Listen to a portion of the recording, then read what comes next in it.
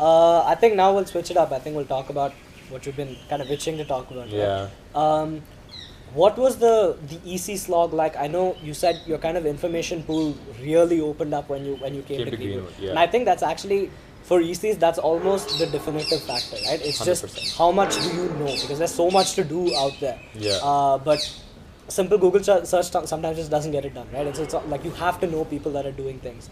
But yeah, I mean, with all that, when you did kind of get access to this, okay, so many people are doing this stuff. What was the switch like? And okay, at least was there any process? And like, how did you map out, okay, I have this time left, this is what I'm going to do, all of that? Because I know you were pretty systematic with that at least. Yeah. So thank you for giving me a topic that I can actually provide Yeah. useful information about. So when I came to IB, I actually it was all school level or maximum district level EC. So I had Model United Nations, I had football, I had president of the student council, So all and the, all the typical high achiever Yeah. ECs. Poster- And then I just started like a non-profit where I was Just getting casually. food. Yeah, I was getting Okay. leftover food from restaurants and giving that to people in need. Okay. So that also went on to be my number one EC, my defining EC, what I spent most of my time on.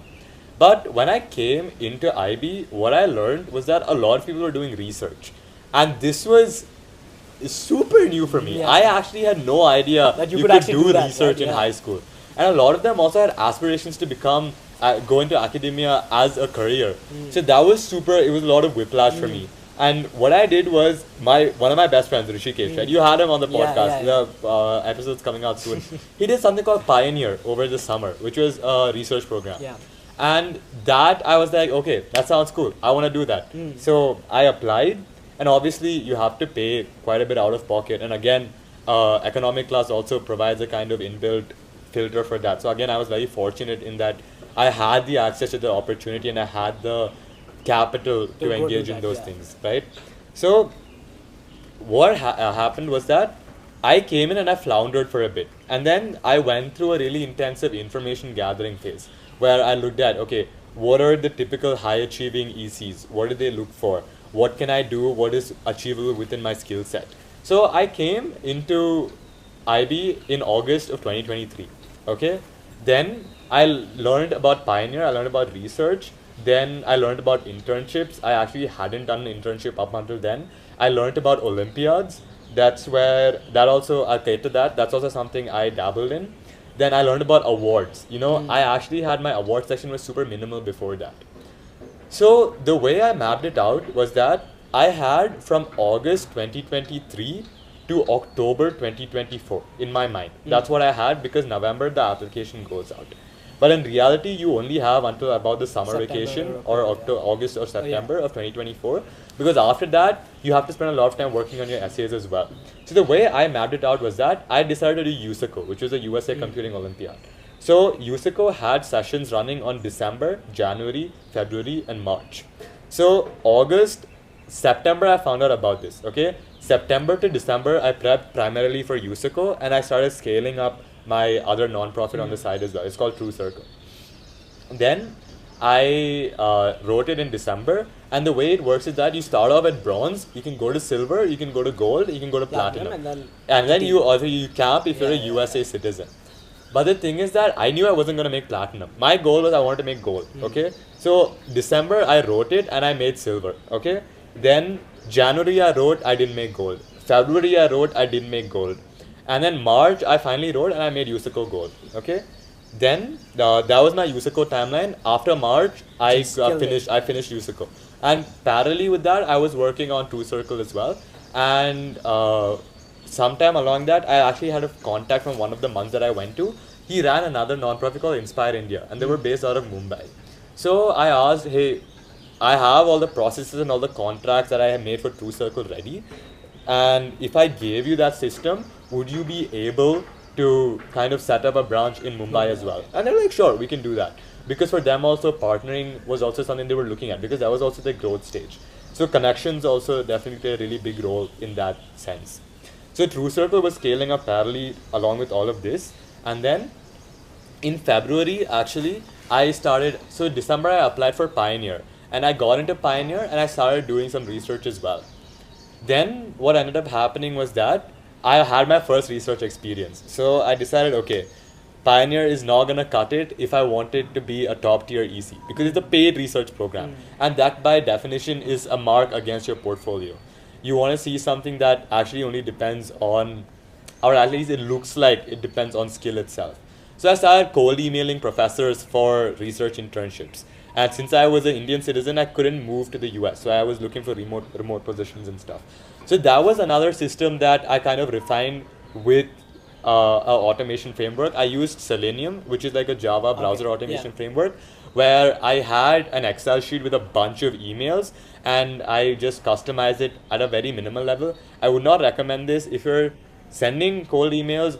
Look at people who you want to really work with, because at that point in the game, I was really cloud chasing. You know, I was status maxing, I was prestige maxing, and that it led me to take some questionable decisions, but it worked out in the end. So in the end, through a contact, I emailed a Harvard professor, and he was like working with the Department of Statistics, and he said, yeah, sure, you know, I can meet up with you every now and then, and I'm open to working with you on a research paper as well. So that was around February.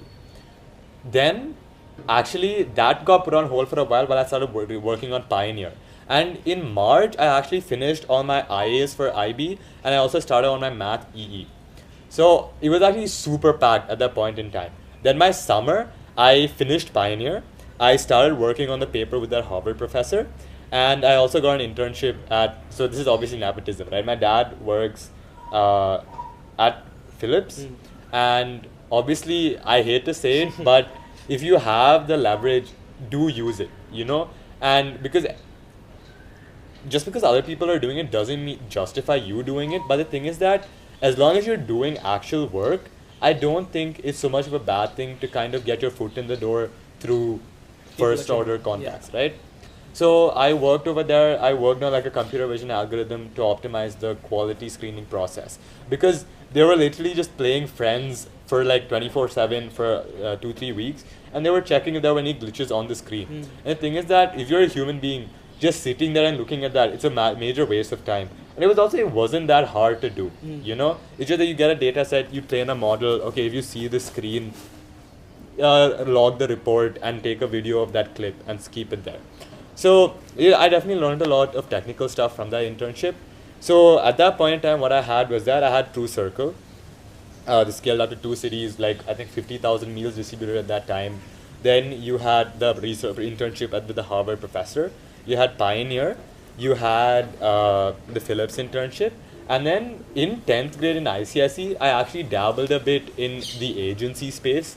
So I set up a client acquisition agency for clients in the flooring space. So what I did was that I reached out to people in the flooring industry and I said, hey, I can set up a landing page, I can set up funnels, I didn't do UGC, which is like user generated content back then, but I basically just did FB ads, IG ads, and I set up kind of follow-up messages using Go High Level and stuff like that.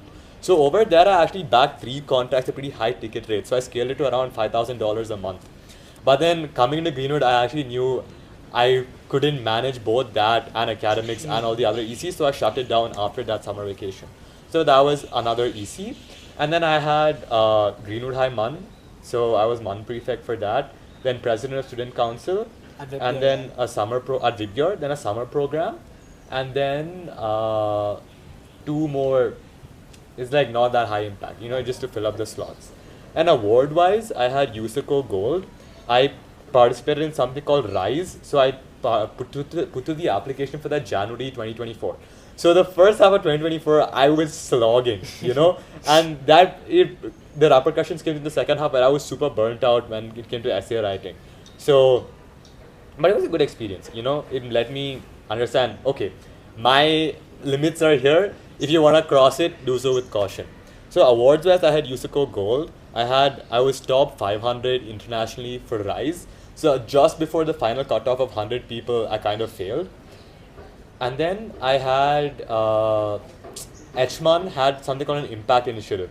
So I was the top 3 in popular vote and top 5 nationally out of like, I think 200 teams in that. And then after that, I had I wrote like a review paper on, what was it called? Like nanorobots for cancer therapeutics. It was actually for a school Literally project. trying to solve cancer as a side No, project. no, no. That's crazy. It was not trying to solve. Yeah, so that was my application. That's all. Yeah.